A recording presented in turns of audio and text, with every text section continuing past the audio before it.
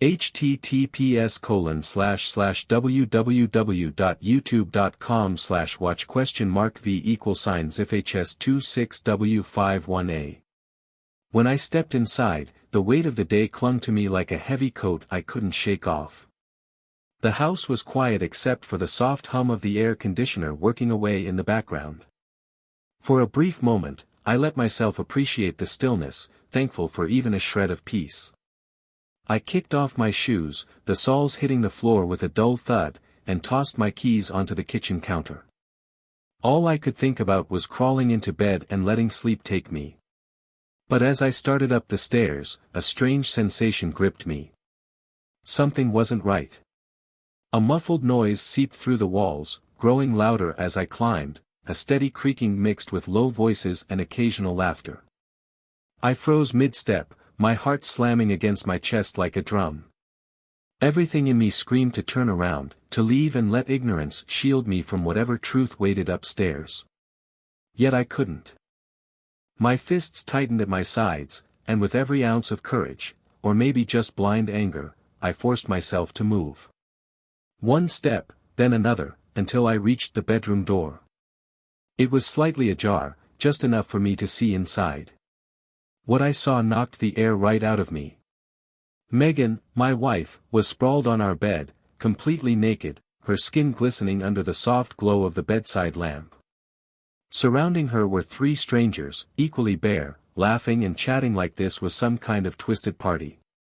My eyes locked on a wiry guy with a smug grin and a tattoo curling up his neck.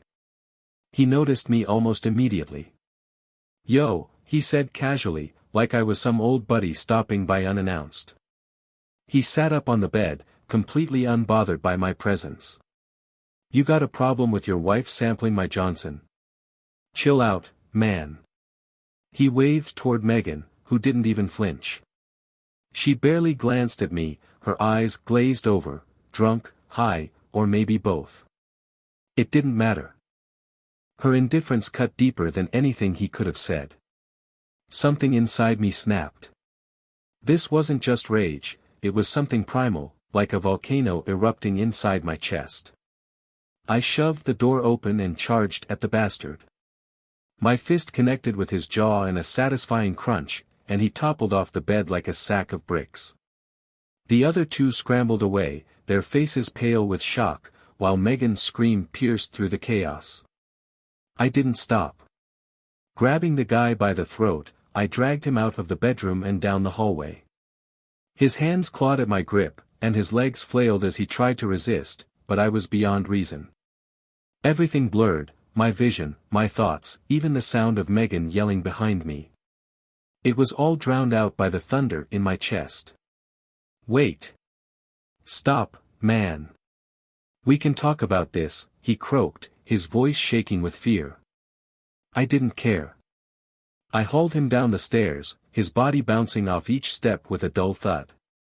When I reached the front door, I kicked it open, the cold night air hitting me like a slap. But it wasn't enough to cool the fire raging inside me. I dragged him onto the street, his knees scraping against the rough asphalt. A few neighbors peeked out from their windows, their faces lit by curiosity and fear, but no one dared to intervene. Forcing him onto his knees, I gripped the back of his neck and slammed his face into the ground. He cried out as blood poured from his nose, staining the pavement. Behind me, I could hear Megan's voice, distant and meaningless, like static on a radio. "I'm sorry. I'm sorry," the guy whimpered, his hands trembling in surrender. But his words barely registered. This wasn't just about him. It was about her, about everything we built that had just crumbled into dust. I let my fists do the talking, each punch fueled by the betrayal twisting inside me. His face was a mess, bloodied and swollen, but I didn't care. The consequences didn't matter, nothing mattered. Somewhere in the distance, the faint wail of sirens grew louder, but even that wasn't enough to stop me. The last thing I remember before the street lit up with flashing red and blue lights was the warmth of his blood on my knuckles and the sound of my ragged breathing. The squad car screeched to a halt, its headlights glaring like an accusation. At my feet, his broken, bloodied body lay crumpled on the pavement, his groans the only noise breaking the silence of the night. My knuckles ached, raw and sticky with his blood, but the fire raging inside me refused to burn out. I barely noticed the pain. 2 cops bolted from their cruiser, guns drawn and voices sharp with authority. Hands in the air. Now, one of them barked. I didn't respond at first. My eyes stayed fixed on the crumpled mess of a man groaning at my feet. My breath rattled in and out, uneven and heavy. It wasn't enough. Nothing I did could ever make this enough. One of the officers edged closer, his voice slicing through the fog clouding my mind. I said, "Hands up. Don't make me shoot you." Something in his tone finally cut through the haze. Slowly, I raised my hands, though my chest still heaved with a fury I could barely hold back. The second cop crouched beside the beaten man, his flashlight casting a harsh glow over the blood pooling on the asphalt. He muttered into his radio, calling for an ambulance. Then I saw Megan. She stumbled out of the house, wrapped in a robe she'd clearly thrown on in a rush. Her hair was a mess, tangled and wild, and tears streaked her pale face. She ran toward us, shouting something I couldn't even begin to make sense of, her words tangled and frantic. "Please, stop. He's my husband. He didn't mean it. He's not like this." Hearing her defend me made my stomach twist. Her voice, trembling and desperate, only made me feel sicker. Megan reached for me, her hands unsteady, but the nearest cop stepped between us and pushed her back. "Stay where you are, ma'am. We'll handle this." Her protests didn't stop. She kept pleading, her voice cracking under the weight of whatever guilt she thought she could wash away. The cop lowered his gun but didn't look any less serious. "Turn around," he ordered, his tone leaving no room for argument. "On your knees, hands behind your head." I glared at him. "You're joking," I growled. I jabbed a finger at the man lying on the ground, still coughing and groaning. That bastard was in my house. In my bed. With my wife. "I don't care what he did," the officer shot back, his eyes narrowing. "You can't beat a guy half to death out on the street. Now get on your knees." The sheer unfairness of it all reignited the rage simmering just below the surface. Oh, so he just gets to walk free because he was screwing my wife. That's justice. Last warning, the cop warned, his hand inching closer to his baton. My fists tightened at my sides, the dull throb in my knuckles serving as a reminder of how much damage I'd already done. For a second, I thought about dropping to my knees. Maybe I should've. But then his face flashed in my head, that smug grin and the way he'd looked at me without a shred of shame. "Relax, dude." That was the moment I snapped. Before the cop could react, I charged forward, ramming my shoulder into his chest. He stumbled back, caught off guard. His partner yelled something behind me, but I wasn't interested in listening. I swung without thinking, my fist colliding with his jaw. A sharp crack echoed in the cold night air as he dropped to the pavement, cradling his face. His partner scrambled to his feet, fumbling for his baton. A split second later, the wooden stick cracked against my ribs, and pain shot through me like lightning. But I didn't stop. I lunged at him, grabbing the baton and yanking it from his grip. His eyes went wide with panic. I brought the baton down hard across his knee. His leg buckled, and he collapsed with a scream, clutching at his shattered joint. Panting hard, I loomed over him, still seeing red. "Stop!" Megan shrieked from behind me. "You're going to ruin everything." By now, the neighbors had started gathering. Some hovered in their doorways, whispering to each other. Others had their phones out, recording everything. The guy I'd dragged into the street whimpered faintly, but his voice barely cut through the chaos. Sirens blared again in the distance, backup on the way. I knew more cops would be here in seconds. I didn't care. Let them come.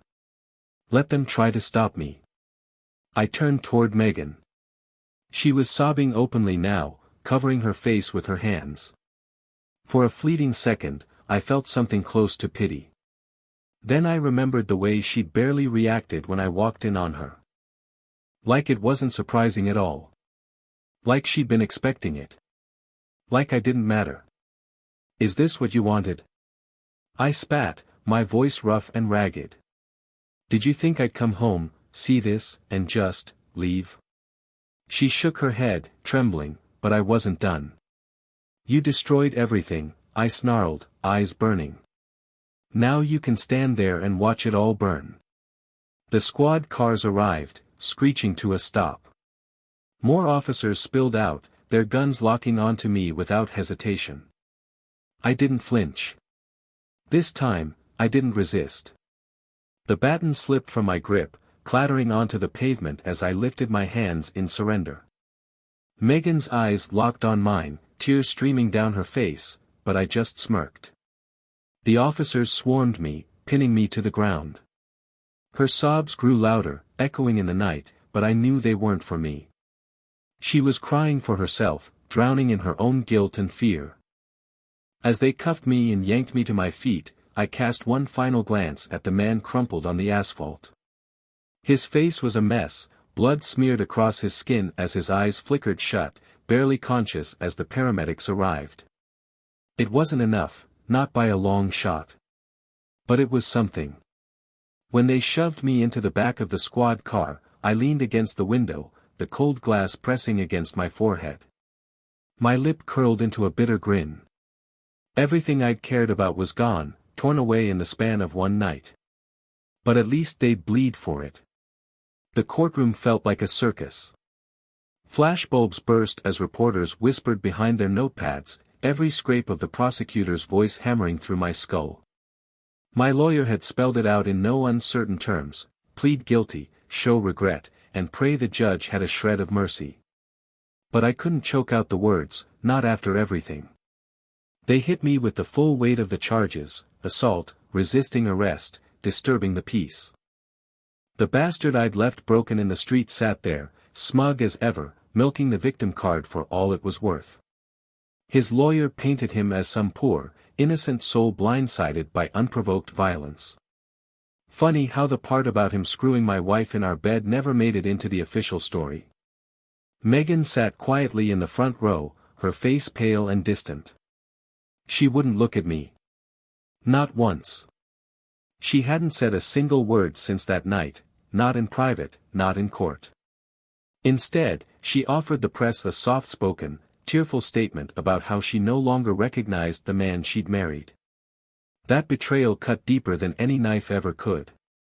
But it wasn't just her silence that twisted the blade. It was the harsh reality sinking in, the realization that no one cared. Not the judge, not the jury, not the system. My pain didn't matter. My humiliation was irrelevant. The wreckage of my life wasn't their concern. In their eyes, I wasn't the victim. I was the monster. The judge delivered the sentence without even blinking: 5 years, no parole. The room erupted, voices swirling in chaos, but I barely registered a word. All I could focus on was Megan. I saw her face in my mind, clear as day, the indifference in her eyes that night, the emptiness in her expression.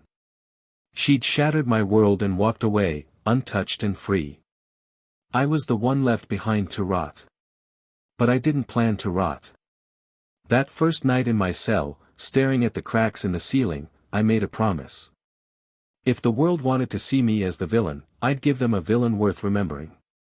Time crawled by, but I let every second sharpen the edge of my anger. I made friends, the right kind or maybe the worst kind, depending on your point of view. I worked out until my muscles burned, until I could feel the strength growing beneath my skin. In the shadows of the prison yard, I learned things the system never intended for me to know. By the time I walked out those gates, I wasn't the same man who had been dragged there in cuffs. They thought they'd broken me. They didn't realize they'd just refined something far worse. I didn't bother going home. Megan had sold the house long ago, washing her hands of our life and moving forward like I'd never existed. I had no idea where she lived now, but finding her wasn't hard. She wasn't alone. Word got around, she'd shacked up in some downtown condo with the very same man I'd left bloodied in the street. I laughed when I heard that. Of course she ended up with him. A cockroach like that always finds a way to survive. I started slow. Anonymous letters slipped under their door, filled with vivid details about the things I wanted to do to them. Packages arrived, rotting meat, bloodied animal bones, whatever I could get my hands on to keep them guessing. I wanted them to feel watched, to know that no matter where they went or how far they tried to run, I was never far behind. And then, one night, I decided to take it further. I broke into their condo while they were out, just to rearrange the furniture. Nothing dramatic, just enough to make them wonder. Mirrors were the best part.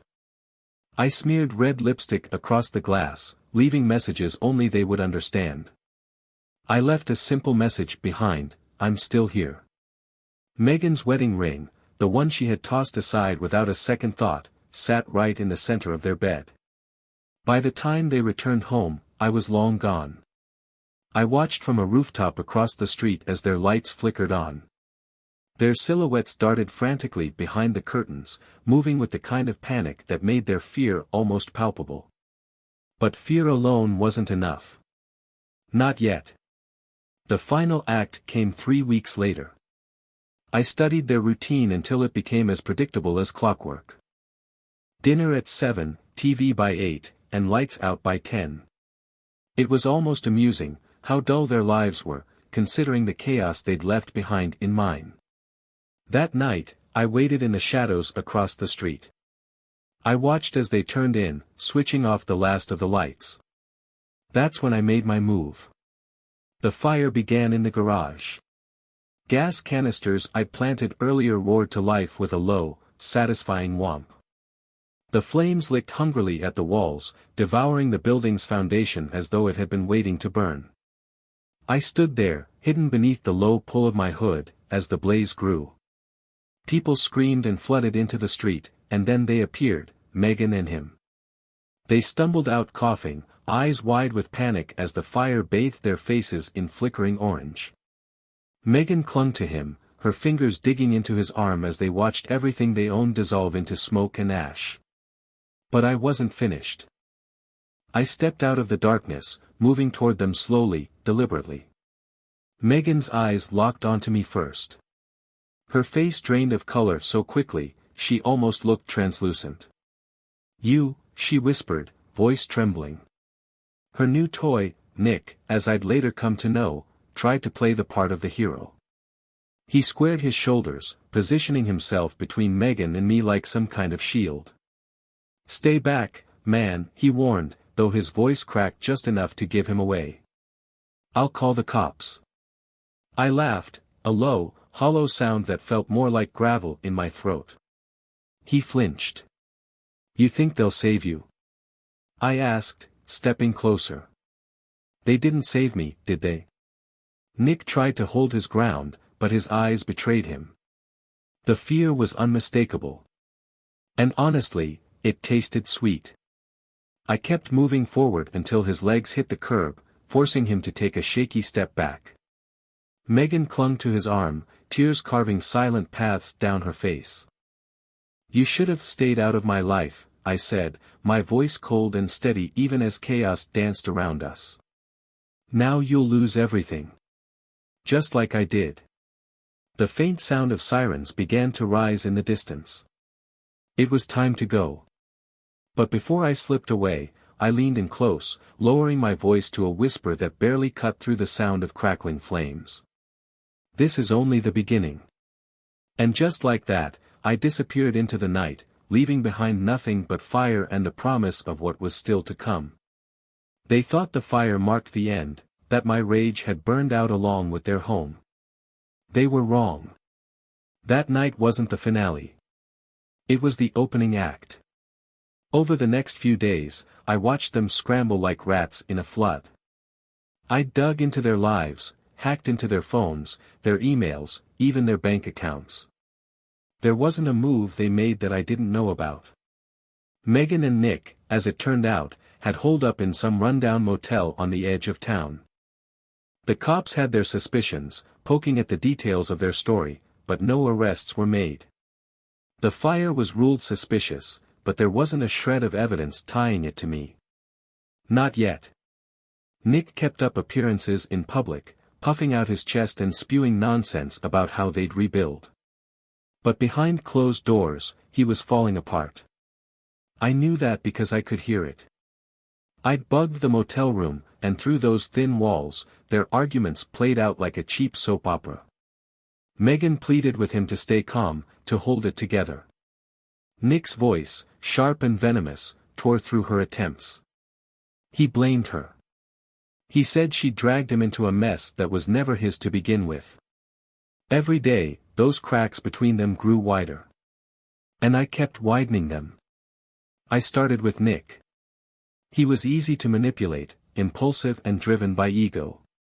The kind of man who needed to feel in control, even when he wasn't. Using a fake name and burner phone, I posed as a private investigator and reached out to him directly. I fed him a lie, that I had evidence linking Megan to the fire. I spun a story about how she'd done it for the insurance payout. It was a risk, but one that paid off far better than I could have imagined. Nick didn't trust Megan. Hell, he didn't trust anyone. And with the right nudge, my fabricated evidence was all it took to light that fuse. One night, while Megan was still in the shower, Nick took off. He left in her car, with her wallet, and every last dime they had. I watched it all unfold from across the street, parked in the shadows as his taillights faded into the night. By the time Megan stepped out and realized he was gone, her scream pierced through the quiet parking lot. I recorded every second. Hearing that raw, helpless sound, it was like music. But Nick wasn't off the hook yet. Tracking him down wasn't hard. I found him slouched over at some grimy bar a few towns over, drowning his paranoia in watered-down whiskey. When he stumbled into the alley behind the place, I was waiting. My shadow stretched across the brick wall under the flicker of a dying street lamp. "Hey, Nick," I called, voice low and steady. He jerked around, startled. His bloodshot eyes narrowed once they locked onto me. "You," he slurred, practically spitting the word. "You're the psycho who..." Before he could finish, I lunged. My fist drove hard into his gut, knocking the wind clean out of him. Nick doubled over, wheezing and clutching his stomach, but I wasn't done. I grabbed his collar, slamming him against the cold brick. Our faces were so close I could see the sweat beading along his hairline. "You took everything from me," I growled through clenched teeth. "Now it's my turn." He thrashed, throwing a wild punch that barely glanced off my shoulder. I laughed. A low, hollow sound. "You think you're the victim here?" I sneered, tightening my grip. "You thought you'd just walk away from this?" His eyes darted left, right, searching for an escape that didn't exist. "Man, I didn't know she was married, okay?" "I swear," he blurted, desperation creeping into his voice. "She told me you were out of the picture." "Shut up," I snapped, slamming him harder against the wall. "You knew. Deep down, you knew. And you didn't care." I let him go just long enough to reach into my jacket and pull out the envelope I'd brought with me. Inside were photos, doctored, but convincing, of Megan wrapped up with other men. Cozy, intimate, the kind of thing that'd make Nick's skin crawl. I tossed the envelope at his feet. "She's been playing you too," I said, watching as his trembling hands fumbled with the photos. "You think you're different? You're just the next fool on her list." Nick stared at the pictures, his lips moving silently as his world cracked apart right in front of him. "What is this?" he croaked, barely above a whisper. "The truth," I lied. "She's been using you from the start. And now you've got nothing. No home.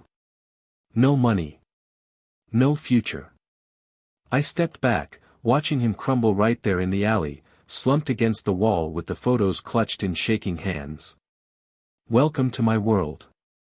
With Nick taken care of, it was Megan's turn. She was alone now. Vulnerable. I watched her unravel from a distance, paranoia hanging over her like a fog. She barely slept. She jumped at every noise, her eyes flicking toward every shadow like she expected something to leap out. And she was right. I waited. I let her sit in that fear until I knew she was at her weakest. It was at some greasy little diner late one night. Megan sat alone, picking at a plate of cold eggs.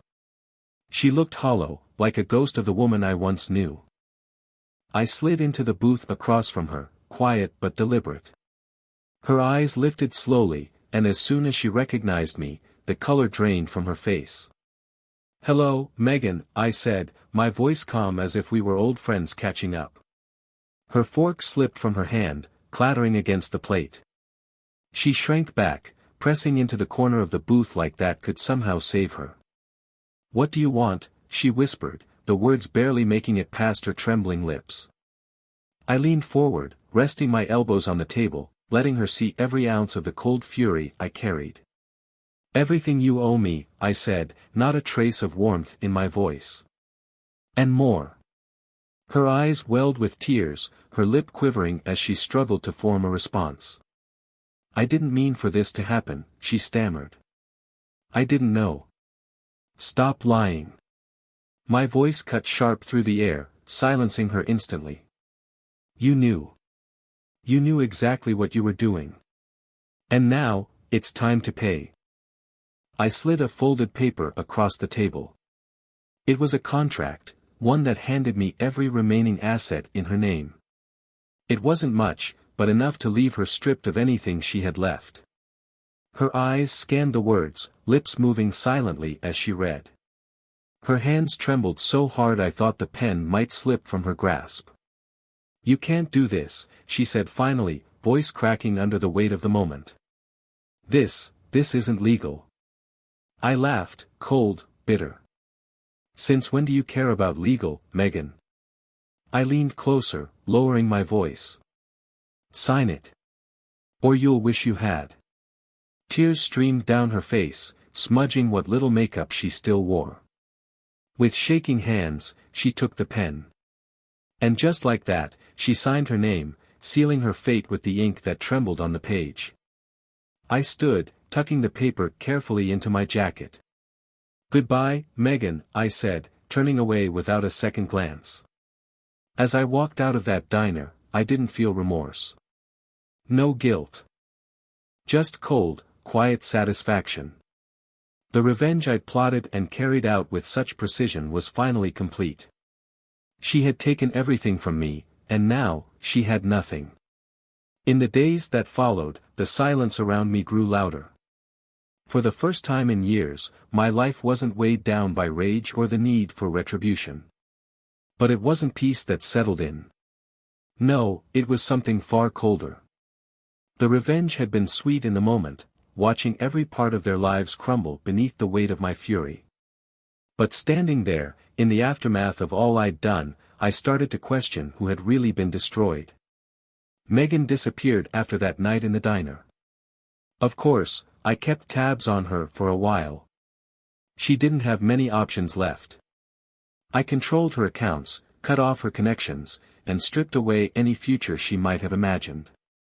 With nowhere to turn and no money to her name, she faded into the city like a ghost. Now and then, I'd hear whispers, stories of her picking up shifts at cheap diners or staying in rundown shelters. I never bothered to confirm them. She wasn't worth my time anymore. Nick didn't fare much better. That night in the alley had broken him. I left him fractured, his paranoia eating him alive. He tried to pick up the pieces of his life, but the seeds of doubt I'd planted only grew. The last I heard, Nick had been arrested for attacking someone he thought was following him. Funny how paranoia works when you give it a nudge. A year passed. I found myself sitting alone in a dimly lit bar, staring into a drink I barely remembered ordering. The weight of it all, everything I'd done, everything I'd won, pressed down on me like a weight I couldn't shake. I'd won. I'd ruined the people who betrayed me. I'd dragged them into the dirt and left them there to rot. And yet, none of it tasted as sweet as I thought it would. The victory felt hollow, like ashes on my tongue. "Another?" the bartender asked, pulling me from my thoughts. I nodded and slid the empty glass across the bar. As he poured, I caught sight of my reflection in the mirror behind him. The man staring back at me was a stranger. His eyes looked sunken, his face worn and tired. Harder. Like all the softness had been chipped away, leaving nothing but a shell of who I used to be. The bartender set the fresh drink in front of me, pausing for just a second too long. "Rough night?" I let out a dry, bitter laugh. "Something like that." He didn't push for more. Just moved down the bar to serve someone else. I sat there, eyes locked on the amber liquid swirling in my glass, replaying the same reel of memories. The betrayal. The rage. The fire. The fallout. It had consumed me. There was no going back. I'd burned everything down, and now I was left standing in the ashes, wondering if I'd destroyed the only part of myself that could have healed. Weeks stretched into months. Life moved forward like it always does. But I couldn't seem to shake the weight of everything I'd done. Some nights, I'd jolt awake in the dark, soaked in sweat, Megan's tear-streaked face burned into the back of my mind. I could still hear her voice from that night, soft, desperate. I didn't mean for any of this to happen. Had she meant it? Did it even matter now? I'd chosen this path, and there was no undoing it. No erasing the scars I'd carved into both of our lives.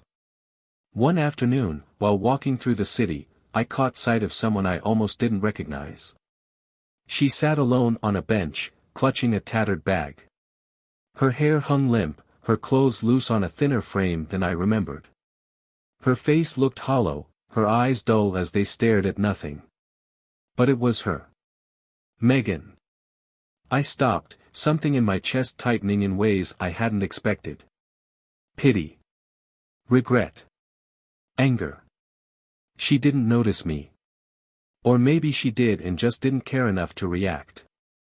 I stood there for a moment, watching the woman I once loved, the same woman who shattered my heart, sitting there as a shadow of her former self. And then, I walked away. My footsteps felt heavier than usual against the pavement. That night, I stood out on my balcony, staring over the lights of the city. The wind bit into my skin, but I didn't move. I lit a cigarette, watching the smoke curl into the night, and let myself think about all I'd lost, and everything I'd taken. I told myself it was worth it. That they deserved what happened to them. And maybe they did. But standing there alone, surrounded by nothing but silence and smoke, I couldn't outrun the truth. Revenge had been my salvation. My weapon. But in the end, it left me with nothing. And maybe that was the real punishment all along.